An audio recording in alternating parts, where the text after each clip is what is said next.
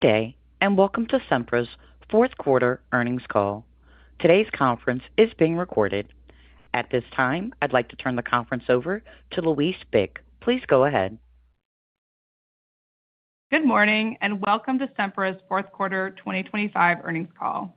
A live webcast of this teleconference and slide presentation are available on our website under the Events and Presentation section. We have several members of our management team with us today, including Jeff Martin, Chairman and Chief Executive Officer, Karen Sedgwick, Executive Vice President and Chief Financial Officer, Justin Bird, Executive Vice President of Sempra and Chief Executive Officer of Sempra Infrastructure, Caroline Wen, Executive Vice President of Sempra, Alan Nye, Chief Executive Officer of Oncor, and other members of our senior management team. Before starting, I'd like to remind everyone that we'll be discussing forward-looking statements within the meaning of the Private Securities Litigation Reform Act of 1995. Actual results may differ materially from those projected in any forward-looking statement we make today. The factors that could cause our actual results to differ materially are discussed in the company's most recent 10-K filed with the SEC. Earnings per common share amounts in the presentation are shown on a diluted basis, and we'll be discussing certain non-GAAP financial measures. Please refer to the presentation slides that accompany this call for a reconciliation to GAAP measures. We also encourage you to review our 10-K for the year ended December 31st, 2025. I'd also like to mention that forward-looking statements contained in this presentation speak only as of today, February 26, 2026, and it's important to note that the company does not assume any obligation to update or revise any of these forward-looking statements in the future. With that, please turn to slide 5 and let me hand the call over to Jeff. Thank you all for joining us today. Our success in 2025 reflects how well we performed against our priorities. In that regard, we introduced 5 value creation initiatives last year designed to simplify Sempra's business model, mitigate risk, and improve financial strength. The first value creation initiative was to prioritize utility investments with improved returns. During the year, we deployed $13 billion in CapEx. Sempra California increased CPUC base operating margin, and Oncor improved capital efficiency through the implementation of the Unified Tracker mechanism. Together, these factors contributed to Sempra achieving record adjusted EPS of $4.69, at the high end of our 2025 adjusted EPS guidance range, while establishing a strong foundation for continued growth through 2030. We continue to see compelling investment opportunities in Oncor's service territory, with historic levels of transmission expansion continuing to advance. In order to support this build-out, we're excited to introduce a new record capital plan of $65 billion for 2026 to 2030, representing a 17% increase to last year's plan. Karen will speak to this later in the call, including details about $9 billion of upside opportunities that we're tracking within the plan period. The second initiative was to highlight value in our LNG franchise. In September, we announced the sale of a 45% stake in SI Partners for $10 billion, implying over a $22 billion equity value. We're pleased to recognize the significant value created on behalf of our shareholders at an attractive multiple, and we continue to expect to close that transaction in the second or third quarter of 2026, subject to closing conditions. Sempra Infrastructure also made progress during the year on several LNG projects by declaring FID on Port Arthur LNG Phase 2 and reaching mechanical completion at ECA LNG Phase 1. Also, Port Arthur LNG Phase 2 construction continues to proceed on schedule, and we're excited by the prospect of all of these projects driving the growth profile of that business well into the next decade. Our third priority was to simplify the business and reduce portfolio risk, including the sale of non-core assets in Mexico. In December, SI Partners entered into an agreement to sell Ecogas for the equivalent of approximately $500 million in US dollars. We believe the implied 12.7 EBITDA multiple provides further support for the overall value of Sempra Infrastructure's portfolio, and we look forward to completing that sale in the second or third quarter of 2026, subject to closing conditions. Our fourth initiative was to execute Fit for 2025, which focused on reducing our cost structure to meet our future business needs and included modernizing our workforce to improve organizational efficiency. We have more work to do in this area, and it will continue to be a focus in 2026. Lastly, we wanted to elevate community safety and operational excellence across the enterprise, which culminated in California legislature passing SB 254, which strengthened the long-term stability of the state's wildfire fund and called for further reductions to wildfire risk exposures through the Natural Catastrophe Resiliency Study to be published in April 2026, and SDG&E being recognized as best in the West in electric customer reliability for the 20th consecutive year. Now please turn to the next slide where Karen will walk through our financial results. Thank you, Jeff. Earlier today, Sempra reported fourth quarter 2025 GAAP earnings of $352 million, or 54 cents per share. This compares to fourth quarter 2024 GAAP earnings of $665 million, or $1.04 per share. The full year 2025 GAAP earnings were $1,796 million, or $2.75 per share. This compares to 2024 GAAP earnings of $2,817 million, or $4.42 per share.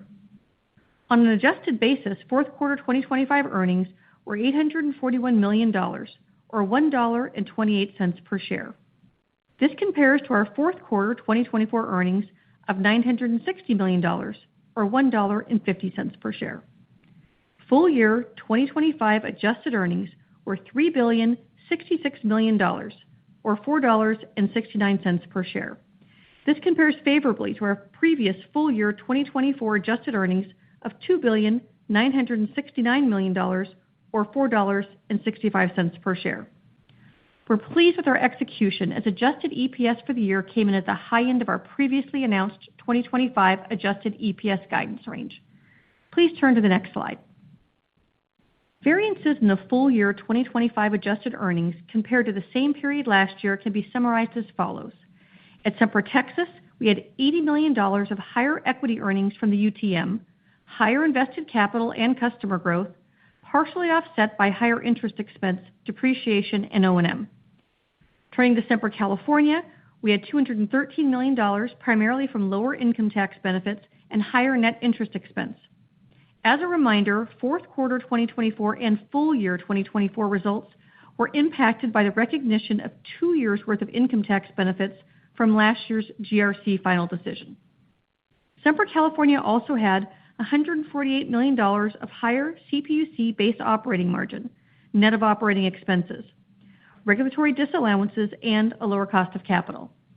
At Sempra Infrastructure, we had $123 million, primarily from higher asset and supply optimization, higher transportation results, and lower depreciation on assets held for sale, which were partially offset by lower income tax benefits. At Sempra Parent, the $41 million of higher losses is from higher net interest expense, partially offset by higher income tax benefit, higher investment gains, and other. Please turn to slide 9. To start, I'd like to extend our appreciation to our current shareholders for supporting our mission, and as we look to build upon the momentum established in 2025, Jeff has laid out a series of priorities for 2026, and I'm pleased to note that we're already hit several important milestones. Oncor has successfully reached a comprehensive settlement in its base rate review. The settlement contemplates improvements to the authorized equity layer, ROE, and cost of debt. If approved by the PUCT, this outcome will better align Oncor's cost structure to the current environment and is also expected to improve Oncor's financial strength and credit metrics during this period of exceptionally high growth. A final order is expected in the first half of this year, and importantly, Oncor expects to earn very close to its authorized ROE over the 2026 to 2030 timeframe. At Sempra Infrastructure, Port Arthur LNG Phase 1 remains on schedule for achieving COD at or near the end of 2027. And finally, in California, I'd like to note we continue to be engaged in efforts to improve public policy to support SB 254 follow-on legislative efforts. We look forward to updating you on these priorities on our next earnings call. With that, please turn to the next slide. We're excited to announce our 2026 to 2030 capital plan totaling $65 billion, an increase of $9 billion over last year's plan. In support of our mission, 95% of Sempra's overall capital program is targeted for utility investments. The capital plan is primarily driven by strong growth at Sempra Texas, most notably from the acceleration of the Permian Basin Reliability Plan. And as the remaining 765 kV strategic transmission expansion plan continues to advance, we've taken a conservative approach in developing Oncor's base plan by only adding major transmission projects with existing regulatory approvals and those that are part of the Permian plan. As a reminder, Oncor is expected to build more than half of the total of ERCOT's estimated $32 to $35 billion in required transmission investment. Consequently, nearly 70% of Oncor's planned CapEx is dedicated toward transmission. Also within the plan period, we're tracking significant incremental capital opportunities at Oncor, currently estimated at $10 billion, or $8 billion based on Sempra's proportionate ownership share. This upside opportunity primarily includes the non-Permian plan portion of the 765 kV step, additional transmission upgrades currently pending ERCOT approval, and potential system resiliency plan updates. Further, Oncor accounted for certain LC&I interconnections in the incremental CapEx category. Even though these projects may not have currently met all development milestones to be included in their base capital plan, there's a high likelihood these projects come into the plan in the future. Keep in mind, too, that Oncor's service territory has some of the highest concentration of AI-related and data center growth, which represents additional potential investment opportunities. Please turn to the next slide. Driven by our expanded capital program, we project overall rate base to increase from $57 billion in 2025 to $97 billion in 2030, an impressive 11% five-year CAGR. Our disciplined capital allocation strategy is designed to produce attractive returns with improving cash flows and distributions to help efficiently fund the exceptional growth we're seeing in Texas. Sempra Texas rate base is projected to grow at a remarkable 18% CAGR over the plan period, while California rate base is projected to grow more modestly as we continue to prudently invest in improvements to safety and reliability. In combination, these investments will help grow our overall regulated footprint as we expect Sempra Texas to surpass Sempra California as the majority of our rate base by 2030. Please turn to the next slide. With over $50 billion provided by operational cash flows and expected transaction proceeds, we've eliminated the need for new common equity issuances to fund the base capital plan. Due largely to our accomplishments in 2025, operating cash flows have increased by about $5 billion from last year's plan and are expected to be the predominant funding source for our capital campaign. As always, we'll continue to seek the most efficient and lowest cost financing available to fund the capital plan and other future growth, and we're well positioned in that regard. For example, we anticipate an additional $2.2 billion of cash generated from the Sempra Infrastructure Partners transaction beyond the 2030 planning period. We'll also retain a 25% residual stake in Sempra Infrastructure Partners with an implied equity value of approximately $5.5 billion, which provides further flexibility. Across the plan period, we remain dedicated to providing investors with an attractive total return complemented by a growing dividend while retaining funding flexibility over the longer term to support our strong expected earnings growth. Please turn to the next slide. We're committed to maintaining a strong balance sheet and investment-grade credit ratings, and the pending SI Partners transaction remains a key driver in helping us meet our goals in this area. After closing, we expect regulated earnings to comprise approximately 95% of our business in 2027 and beyond as we transition to a more pure-play utility holding company. We also have the opportunity to deconsolidate SI Partners' debt and have held constructive discussions with the rating agencies about the potential to lower downgrade thresholds once we complete our capital recycling program. After we close the transaction, we're targeting at least 50 to 150 basis points of cushion on average above our FFO to debt thresholds over the plan period. Please turn to the next slide. Simplifying our portfolio and concentrating our focus on utility investments continues to strengthen our visibility into future financial performance. The growth we see through 2030 and beyond really stems from the work and accomplishments from this past year. As Jeff highlighted earlier, those efforts are driving meaningful improvements across the businesses, including improving financial returns, growing earnings and cash flows, recycling capital to fund our record capital plan, while also strengthening the balance sheet. In combination, these improvements have positioned us to launch a record capital plan without the need for common equity issuances and gives us the increasing confidence to be able to provide a robust 2030 earnings per share outlook. Today, Sempra is affirming our full year 2026 adjusted earnings per share guidance range of $4.80 to $5.30, introducing our full year 2027 EPS guidance range of $5.10 to $5.70, and issuing a 2030 EPS outlook of $6.70 to $7.50. With today's update, we believe we have one of the highest projected growth rates in the sector, and our 2030 outlook shows that our strong long-term growth expectations continue through the end of the decade. For additional context on our guidance, please refer to slide 17. And now I'm going to hand it back to Jeff to wrap up on our next slide. Thank you, Karen. Allow me to conclude our prepared remarks today by outlining Sempra's value proposition and key investment highlights. First, we're launching a record $65 billion capital plan that projects 11% annualized growth in rate base across the plan period, with visibility into another $9 billion of potential upside opportunities. Second, we're aiming to provide investors improved returns at lower risk in markets with constructive regulation, targeting long-term 95% regulated utilities earnings. Third, our capital allocation is increasingly directed toward Texas, where we expect to derive nearly 60% of our rate base by the end of the decade. Fourth, we've been successful in creating a clear path to fortressing our balance sheet and improving our credit metrics. With this efficient sourcing of capital, we now have no need for common equity issuances to fund the base capital plan. And finally, we're committed to returning capital to shareholders and are targeting annual dividend growth of 2 to 4% over the plan period. To summarize, we believe Sempra offers investors an attractive combination of current yield, durable earnings growth, and long-term capital appreciation. We're pleased with our 2025 performance and view it as a foundational year that sets us up for long-term success. Now I'd like to open the line for your questions. Thank you. This concludes the prepared remarks. We will now open the line to take your questions.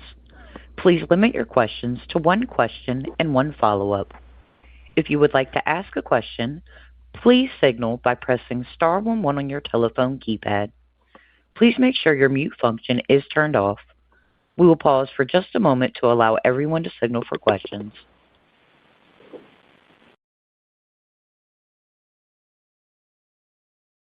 And our first question will come from Shar Pourreza from Wells Fargo. Your line is open. Hey, guys. Good morning. Hey, good morning, Shar. Morning, Jeff. Maybe just starting off on the 23 guide that you introduced today, the range obviously seems to indicate about that 7 to 9% CAGR you reiterate today from the 26 base. Can you just help maybe elaborate what moves you into the top half of that 2030 range? Does that variability include any of the $9 billion upside opportunities that you continue to highlight, or could that be accretive to, let's just say, the $750 you've got out there? Thanks. Sure. I appreciate the question, Shar. You recall that we set an expectation for our future growth last year of having a long-term growth rate of about 7 to 9%. And I think a couple of the key takeaways from the call today is that with all the accomplishments I noted in my prepared remarks back in 2025, we're now seeing the quality and the certainty of our future earnings and cash flows improve. In large measure, that's what's given us increased confidence to be more transparent about our expectations for 2030, and that's why we were confident today to go ahead and issue the outlook that you're referencing.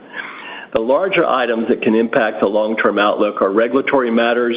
I think we've talked about this before, but our 2028 GRC in California, this is something we've been working on in terms of regulatory strategy over the last 6 months, and Caroline and her team should be in a great position to make that filing in May of this year. Second, we'll be working hard to do exactly what you just referenced, which is in the roll-forward capital plan make sure that we're really addressing that $9 billion of future upside. I think there's been some calls or questions earlier today about whether that $9 billion is in the plan or outside the plan, and be very clear, it's certainly outside the plan. And one thing that I think that would be helpful guidance for you, Shar, is recall at this time last year we had about a $12 billion upside opportunity that we noted, and we were able to move roughly $9 or $10 billion of that into the current plan. So I think we've got a track record of identifying stuff that's doable. We feel very good about that $9 billion, and that's the type of capital that can move us well into the upper end of that 2030 guidance. In terms of key takeaways from my perspective about the outlook, quality and certainty of future earnings and cash flows have improved, and however you want to evaluate our expected growth, it's trending in line or above our long-term guidance of 7 to 9%. Got it. That's perfect. And then just maybe diving a little bit deeper on California, I guess what's embedded in the earnings growth in 27, just given the smaller contribution versus prior years? Is there incremental ROE lag that you continue to anticipate, and does a potential reconsideration of attrition year revenues potentially drive that higher? It just seems like, Jeff, just California continues to be somewhat further de-emphasized as you think about capital allocation within the company. So just give a little bit of a sense on that mix. Thanks. Yeah, a couple things here is really what you're seeing is that really reflects the impact of the approved attrition from the last GRC as you move from 2026 into 2027. It's also why Caroline and her team are really working aggressively about improving efficiencies and modernizing that business. And that's good for affordability too, right? So I think we have opportunities there to continue to drive value in California. She also has a basket of regulatory items that she'll be pursuing both this year as into 2027, which could have an impact. So we feel like there's continued opportunity, both, Shar, in 2026 and 2027 for improvements. But I think we're comfortable with the guidance we have out there for Sempra California at this point. Got it. Super helpful. Thanks, Jeff, and congrats on the execution today. It's pretty noteworthy. Appreciate it. Thanks a lot for joining our call. Thank you. Our next question comes from Steve Fleishman from Wolfe. Your line is open. Good morning, Steve. Hey, good morning. Thank you. So just maybe I appreciate giving 26, 27, 2030. But because there was definitely shaping in 26 higher, 27 lower growth prior year, could you give us some sense of just the shaping of the 28 to 30? Is it a little more linear just given that it's driven by the rate-based growth and the UTM, or just any color on that, if possible? Yeah, Steve, I appreciate the question. I'll give you a couple thoughts here. Over time, we try to get a lot of input from the investment community and from the sell side about how we can be more transparent about what we think we can accomplish in the future. And this includes surveying the other 31 companies in the S&P 500 Utility Index. So as you know, because you follow the sector, some folks have 1-year guidance, some people have 2-year guidance, a few companies have 3-year guidance. Some companies pull their guidance when you're facing a rate case. And I think what we wanted to do is there was a lot of really helpful improvements in 2025, right? We've improved our capital plan. We've improved our capital efficiency. We've improved and have a clear path to improving our balance sheet.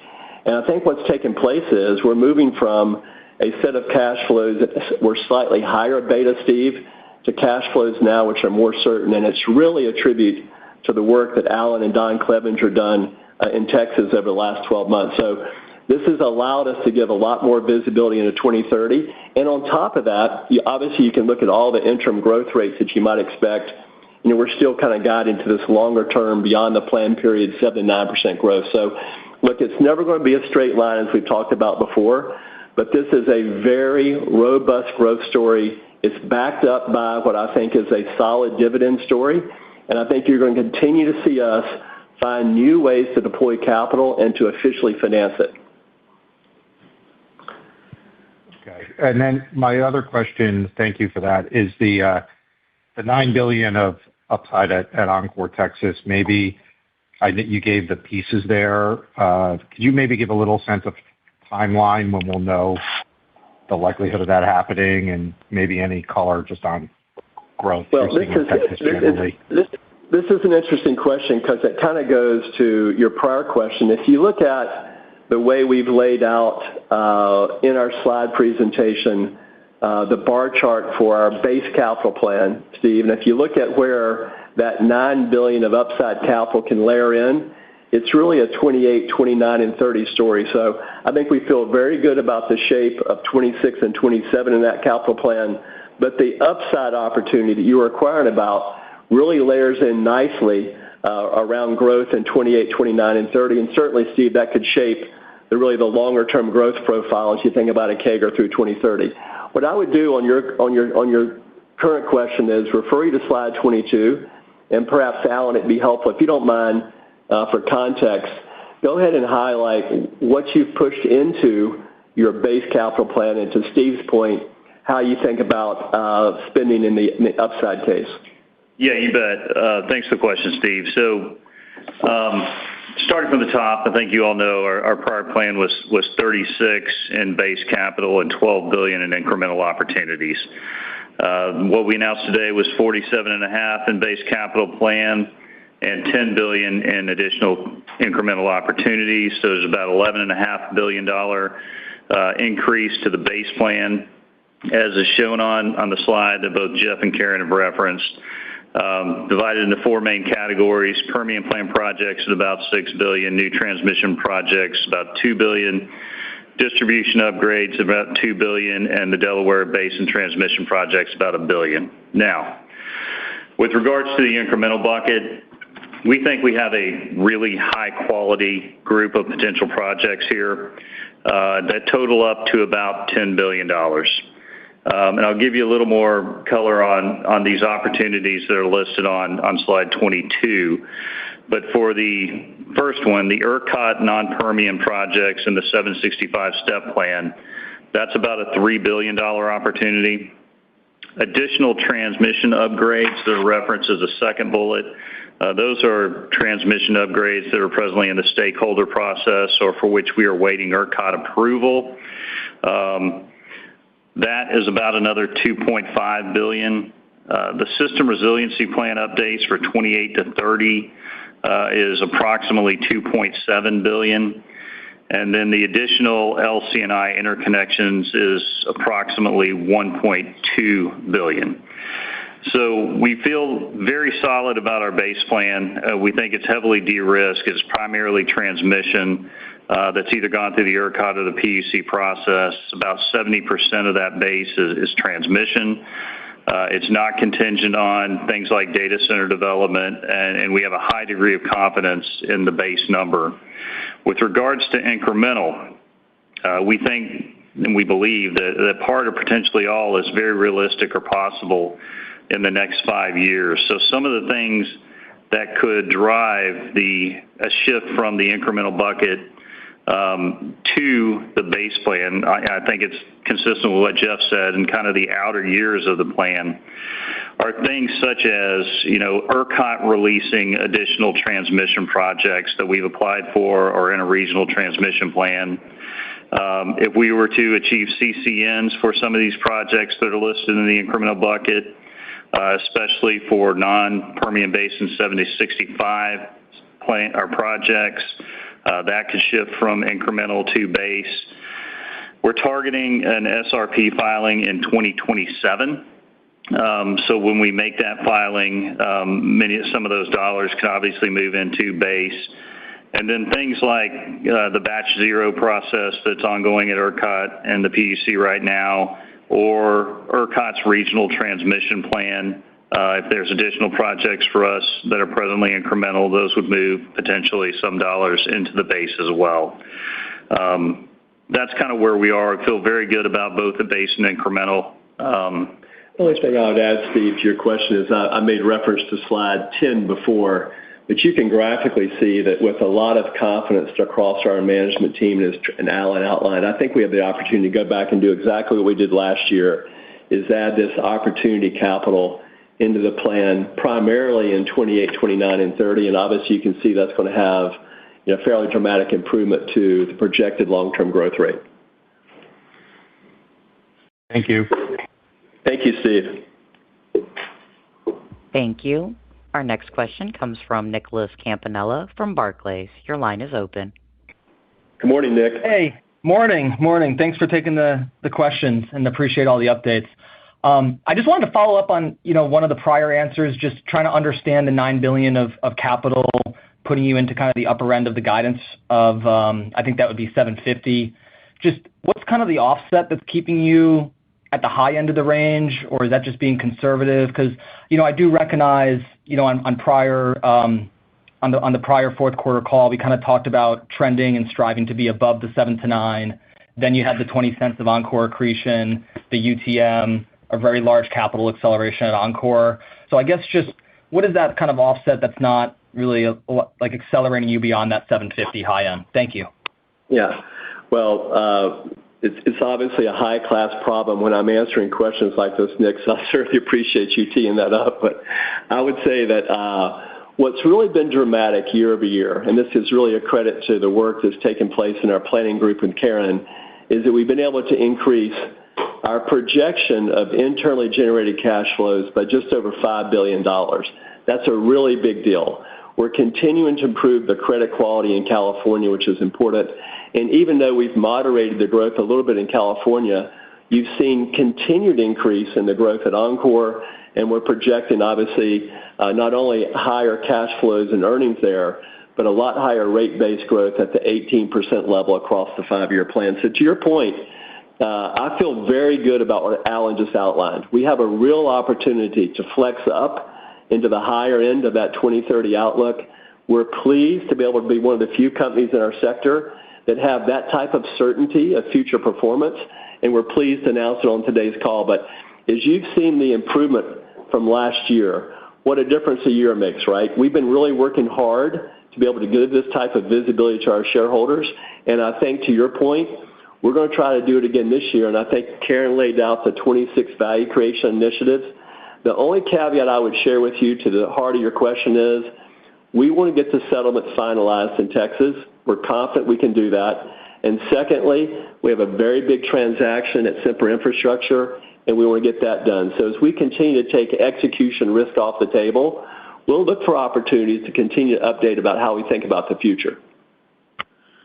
Thanks for answering that question. I appreciate it. And then just you said in your prepareds, and I think this is kind of the mantra of how you're operating as always, but you're always going to seek the lowest cost financing to fund CapEx. So just thoughts on the remaining 25% in terms of maybe using something to fund the $9 billion or other strategic actions to limit common equity or otherwise. Thanks.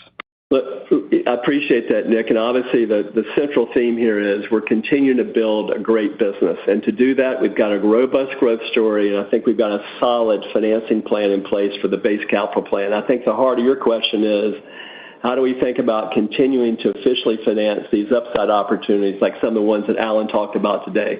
I think we're in great shape. I'd start with this. Remember, it always starts with improving your operating cash flows. We talked about making this a priority over the last 12 months, and obviously I've referenced this $5 billion of projected new internally generated cash flows, which is absolutely instrumental in our current capital plan. Second, it's important to remember that we have $2.2 billion, Nick, of additional proceeds that are owed to us as part of the Sempra Infrastructure transaction that currently fall outside of the plan period. So that's something that's important for investors to track. And finally, we have a demonstrated track record. We've actually got a slide in the appendix of our materials about being committed to capital recycling. Recall, too, that we still have a 25% interest in Sempra Infrastructure. So as you referenced, that, too, remains a potential funding opportunity. And as I outline these opportunities, remember, we've said this many times in the past, we're going to compete capital. And as these large capital programs come forward, utility company by utility company, people continue to be focused on the capital program, but it's just as important that you're focused on sourcing capital efficiently. And that's really been the big story for us over the last 12 months. I think the key takeaway for us is we'll work hard in this fall planning process with Karen's team to make sure as we roll the plan forward, as we've done in the past, we'll continue to bring forward what we think is going to be a best-in-class, efficient financing plan. Thanks for all the thoughts. Hey, thank you, Nick. Thank you. And our next question will come from Julian Dumoulin-Smith from Jefferies. Your line is open. Hey, good morning, Julian. Hey, good morning, team. Hey, Jeff, what a difference a year makes. Incredible outcome here. Nicely done, I got to say. Thank you. Absolutely. Let me come back to what Nick was pressing on a second ago. When you think about the moving pieces in the 710 midpoint here for FY30, he was pressing on the sell down of SIP. What else really would move the needle? Right? We talked about the $9 billion. We talked about the SIP. What else would really drive you within that range here? And if I can lead you in a certain direction here, how do you think about California in that vein? Whether that's a strategic decision or, frankly, whether that's just finding other avenues to accelerate, in as much as it hasn't really changed here year over year for the capex plan, for instance. Well, let me go back to about 12 months ago. We were facing an opportunity for a rate case in Texas that had 4 or 5 years of uncertainty for us. We were in the beginning of the rate case in California, and now 12 months later, think about this. With the settlement that we have in hand in Texas and with the efforts to kind of finalize that this spring, we're going to have certainty from the regulatory side with that new 2024 test year all the way through 2030, with no expectation of filing a new rate case there probably until the April-May timeframe of 2030. Likewise, in California, we've got this year and next year certainty from the last rate case. So as you think about 2030, we've got to do a good job of executing on the 2028 GRC. So what you really think about is, let's get the settlement approved in Texas. Let's get the SI transaction closed. Let's spend time with the rating agencies and make sure we're really thoughtful about fortressing our balance sheet. And then we've got a great strategy in place to improve in California. So if some of those risk factors to execution come off the table, you should expect this management team to look for opportunities to provide more visibility. And let me come back to the point that you're making around California. California has really high equity layers. Over the last 2 decades, Julian, it's been a top decile regulatory environment. I think there's a lot of positives going on in California today. This really is probably another re-rating opportunity for all the investor-owned utilities in the state. What we have going on right with the study bill right now, I think, is quite positive. And the other thing you got to remember is we have very high FFO to debt, and by moderating the growth a little bit, we're still going to meet all of our safety and reliability needs, and the cash flow generation from California is really important. So at no time in our history have California and Texas been more complementary, and it's happening at just the right time. Texas has the leading growth story in the country. It was the leading growth story last year, and it's even better now. And one of the things you should count on, Julian, is we're going to work really hard to continue to improve that growth story. So I think Sempra as a whole has a great plan in place. And I think the key takeaway from me as a CEO is we're really earnest about building a better business. Excellent. Jeff, let me put that to a final point. Do you think you come back subsequent to getting this settlement resolved, some degree of California visibility with the next step here, whether it's track 3 or the next study phase, and do something of an analyst day or a full look? Or do you think, look, you've given us an incredible FY30 to begin with, enough for now? I just want to understand on how you're thinking about cadence of updates, et cetera. Well, look, there's no question that we have the opportunity today, relative to the last 12 months, to provide more visibility and more transparency. And we think that's always good for the investment community. And I think one of the themes that we've been pursuing in the last 12 months is this continued effort to simplify your business, Julian. And I think you and I have had this conversation through the years, but when you can simplify your business, take risk and challenges away from your investors, that always leads to a re-rating story. So if there's an opportunity for us to come back and maybe have an analyst day, I think that's really a great idea. We'll take that on board, and that's something we'll think about as we move through the year. Awesome. All right. I wish you and the team all the best of luck. Cheers. We'll see you soon. Thanks a lot, Julian. Thank you. Our next question comes from David Arcaro from Morgan Stanley. Your line is open. Good morning, David. Hey. Thank you so much. Good morning. Maybe digging into the data center pipeline, the LC9 pipeline in Texas, I was wondering, Have you seen slippages, challenges in all of those data centers just physically getting built and online? We've been hearing more about supply chain challenges with labor, certain equipment, transformers, et cetera. Curious what you're seeing on the ground and what can actually get built. Yeah, I think we've got a slide that Alan's team's put together at slide 23, which I'll ask Alan to comment on in a second. But let me do a couple of things before I pass it to Alan. We've laid out this $65 billion base capital plan.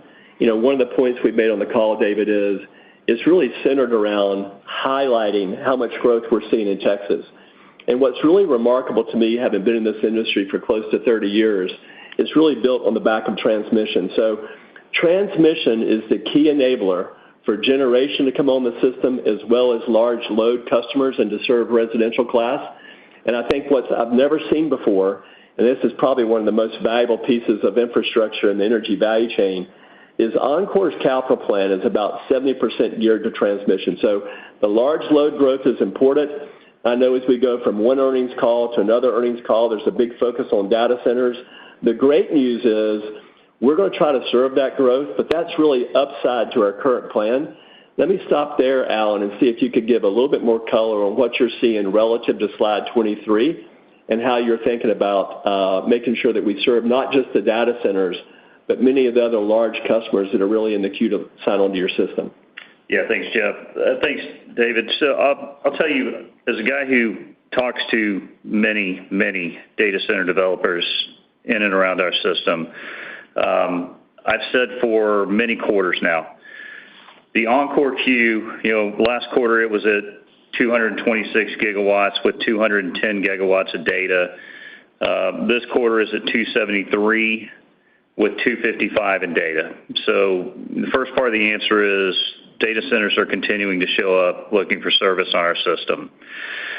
The variance in the quality or the likelihood of those data centers varies by party. And I've explained this on calls many times. You have ones that are very serious and are likely to make, and you have ones that are significantly less serious and are chasing a gold rush. And there's many factors that go into the likelihood. I can't predict whether or not they'll make, but you can generally tell where the serious parties are. We are trying to work the data center and the large load customer angle a number of ways. Obviously, we are working very heavily in the batch zero process. ERCOT's working very hard to come up with cross criteria in the process. They're going through the stakeholder process now with the idea that they'll try to get something to the board by June. There's actually a workshop this morning. I think it's too early to tell the outcome, obviously, of what's going to happen there. So more to come on batch zero as that develops. But we at Oncor are working multiple avenues, and not just the batch zero process. And I'll give you a few examples. We have a number of projects right now that have been pending at ERCOT for a while, and we continue to work those projects through the ERCOT process, independent of the batch zero process that's being developed right now. So a couple of examples. We have a South Dallas project that's nearing completion at ERCOT, we believe, that would provide for 4 gigawatts of load-serving capacity in the South Dallas area, and it would all be brownfield projects. It could be completed relatively quickly once approved, so that's potential opportunity there. We have, in addition to the South Dallas project, we have about projects related to about 10 additional gigs elsewhere on our system that all those projects are presently moving through the RPG process. In addition, another avenue that we're working on, we are presently developing a list of loads for ERCOT's 2026 RTP projection. TDUs are due to file by April 1. Customers would need to meet a number of RTP 26 criteria that align generally with the SB 6 requirements for customers to, 1, demonstrate financial commitment, 2, provide proof of site control, 3, fund ERCOT study cost up front, 4, disclose intended generation sources, and 5, identify any other active projects that could impact system reliability.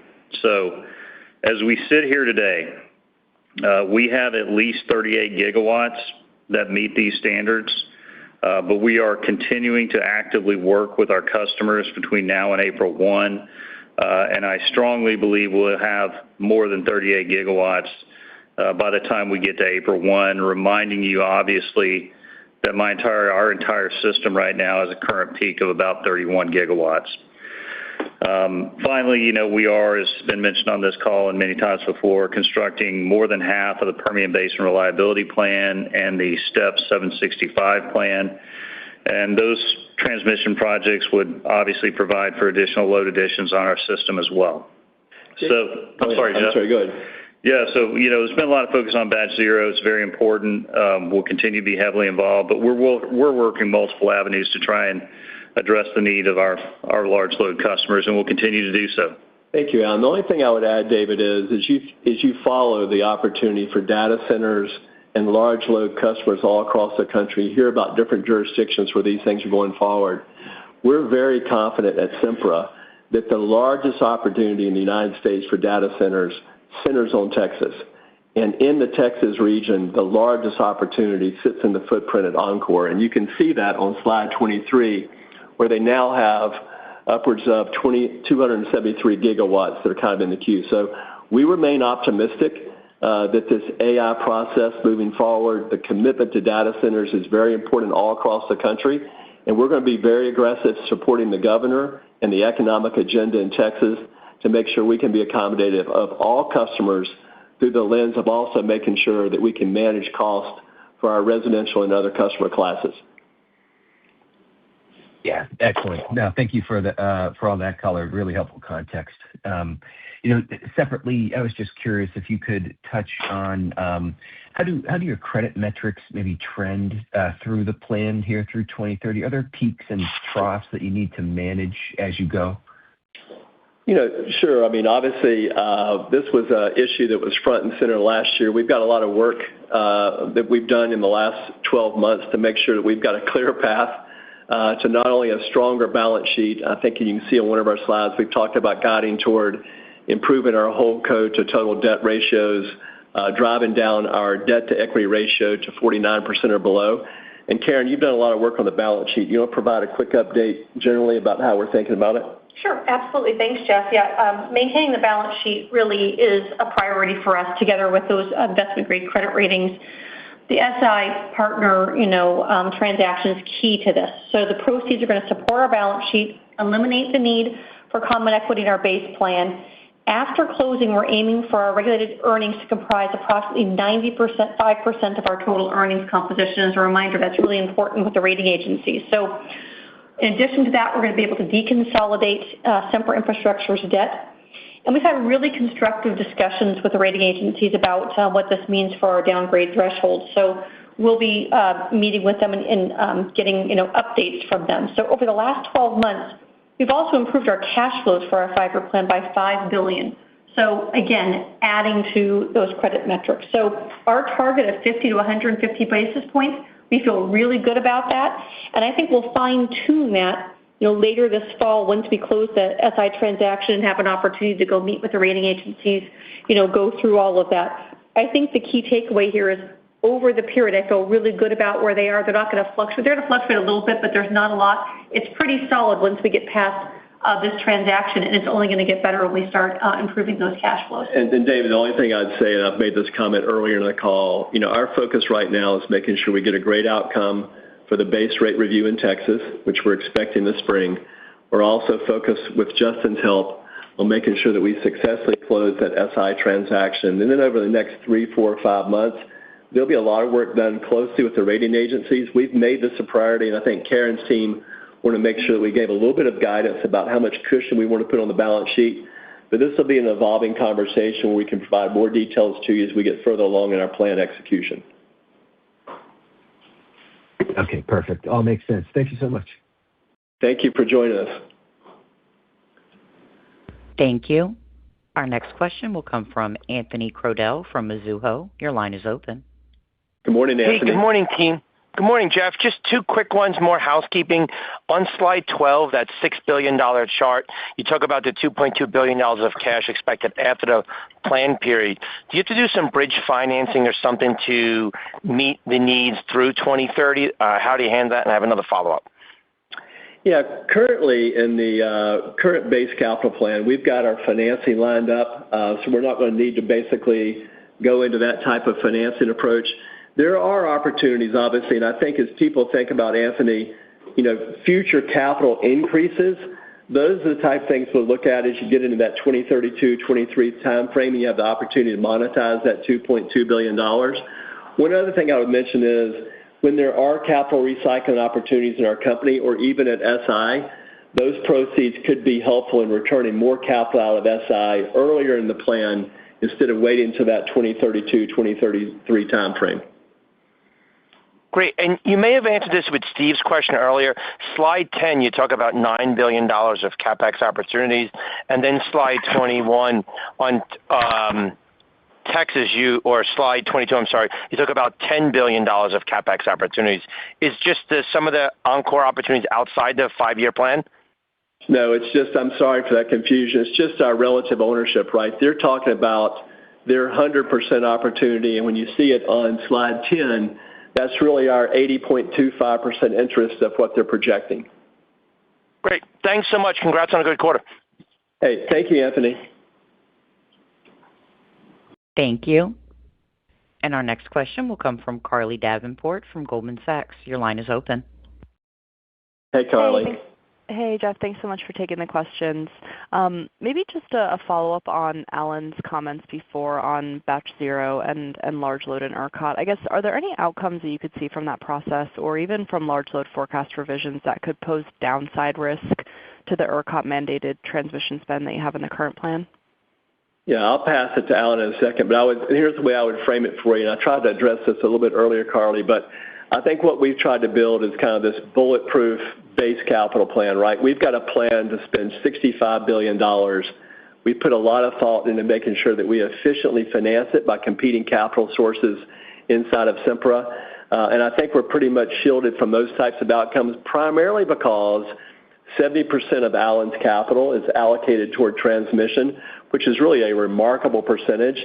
And even as you think about, Carly, affordability, remember, he's roughly 37% of the marketplace, so every dollar spent in transmission only goes to his customer base at the 30-cent level. So Alan, I think, tried to explain that as he thinks about his growth, this Batch Zero process is one of 4 or 5 legs on the stool that he's managing. But Alan, maybe you could provide just a little more color in your mind about how concerned you are about the batch process and whether you think there's downside. Yeah, thanks, Jeff. Thanks, Carly. I very simply, I would just say this. The upside downside related to Batch Zero is under Category 4 of the incremental capital opportunities on page 22 in the deck. So what comes out of Batch Zero or other ERCOT transmission plans are not presently included in what we have in the base plan. Got it. Okay, that's really clear. Thank you. And then Thank maybe you. just one other clarification on Texas. Does the current plan contemplate not going back in for a rate case until 2030? And just curious if there are any items that could change that you believe could drive you to go in sooner. Yeah. Look, I think the goal here is we're focused on getting the current settlement approved, and by moving to a 2024 test year, it really updates our overall cost. And by the way, importantly, Carly, because that really covers that gap where there was a lot of inflation between 21 and 24. So our expectation would be that the next base rate review filing would not be until spring of 2030. But obviously, they've always got the opportunity to go back in early if they need to. But we feel great about putting a lot more regulatory certainty around this capital program. So we feel great about it and getting that settlement approved here in this spring. Got it. Great. Thanks so much for the time. Thank you, Carly. Thank you. And we have time for one last question today. And our last question will come from Aidan Kelly from J.P. Morgan. Your line is open. Hey, Aidan, we appreciate you joining the call and really appreciate your recent initiation of coverage. Hey, thanks for the kind words and taking the time today. Just wanted to come back to the Texas load pipeline again. I'm curious if you could share any thoughts on what form of commitments are being made there. I guess any insight on the amount that are like LOAs versus not? Yeah. Well, look, a couple things I'll highlight before I pass it to Alan, but on slide 23, it kind of highlights the pipeline of folks that are trying to attach to the system.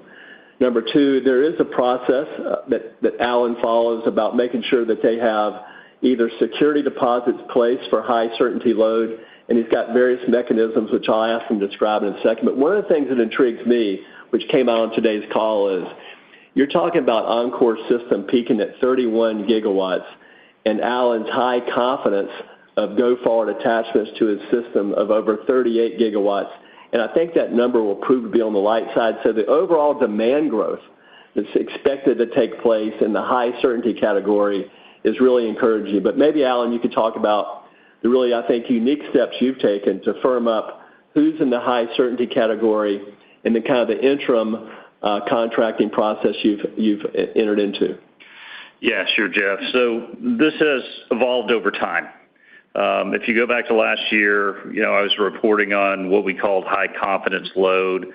At that time, I think we had about 9 gigawatts of formally signed facilities extension agreements, and I think we had another 27 and a half or so of what we included at that time in a officer letter, which ERCOT is no longer doing. They've switched the process now.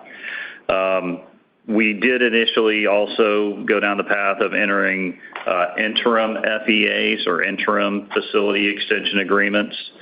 Those required about a $6.5 million collateral from the customer.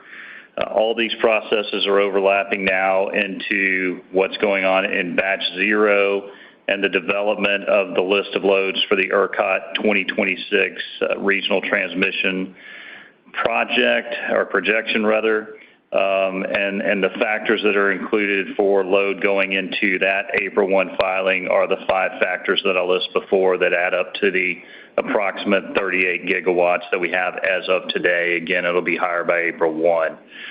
I don't know if that answers your question, but I think that's what we've got. We have one more factor I'll tell you. I think when I got this job, we had about $200 million worth of collateral that we were holding from customers in 2018. Today, the collateral that we have from not only these large load customers, but also from other customers, but it's around $3.5 billion as we sit here today, which gives you a magnitude of the interest of the parties that we're dealing with. Thank you. Is that helpful, Aiden? Yeah, super helpful. Really appreciate the insight. I'll leave it there. Take care.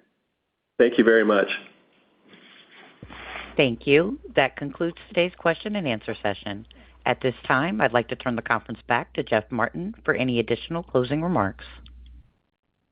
Well, look, I'd like to thank everyone for joining us today. We certainly appreciate you making the time to participate.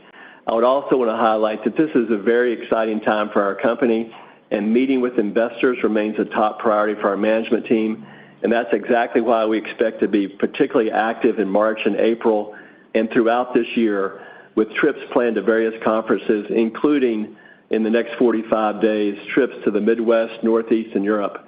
If there are any follow-up items, please reach out to our IR team with your questions. Very much appreciate your participation, and this concludes our call. Thank you for your participation. You may now disconnect.